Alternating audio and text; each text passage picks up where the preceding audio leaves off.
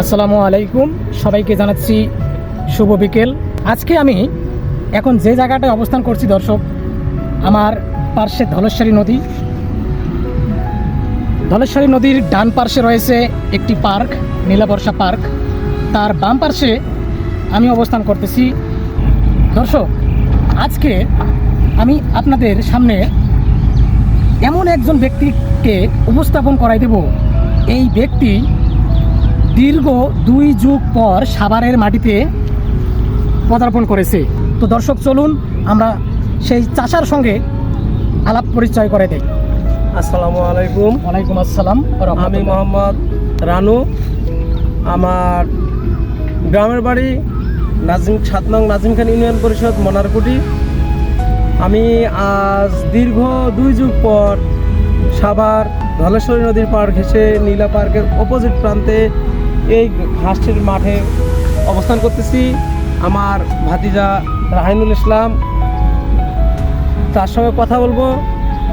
অনুভূতি জানতে চাওয়া হয়েছে আমার কাছে। আমার অনুভূতি এমন মনে হচ্ছে যে আমি হারানো অনেক কিছু খুঁজে পেলাম আজকে এই ধলেশ্বরী নদীর পাড়ে। আচ্ছা, আমরা জেনেছি আপনি দীর্ঘ 2 যুগ পর এই সাভারের মাটিতে এসেছেন।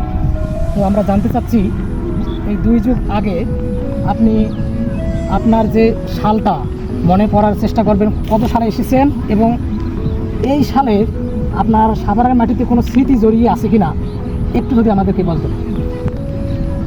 আমি 2004 সালে সাভারে এসেছিলাম। সেই স্মৃতি বিজড়ানোর কথা বলতে গেলে আমার শরীরের লোম শিউরে ওঠে।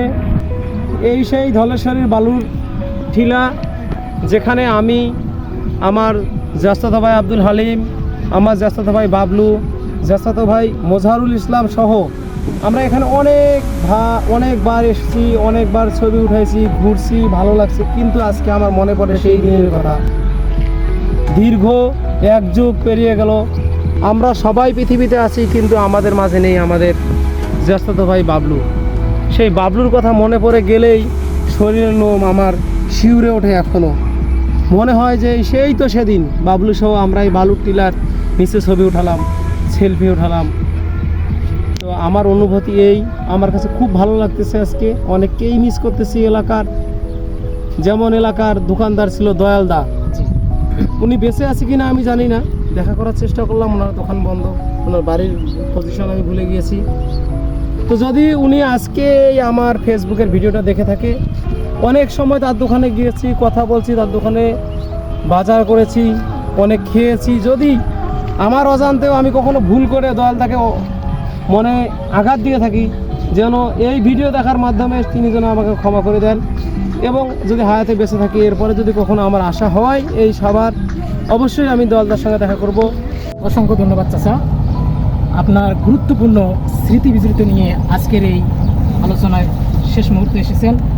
তো আপনি এখন যে কর্মস্থলে থাকেন না কেন, আপনার কর্মস্থলের ভবিষ্যৎ উজ্জ্বল কামনা করছি এবং আপনার শারীরিক সুস্থতা নিয়ামত কামনা করছি এবং আপনার সুস্বাস্থ্য কামনা করছি।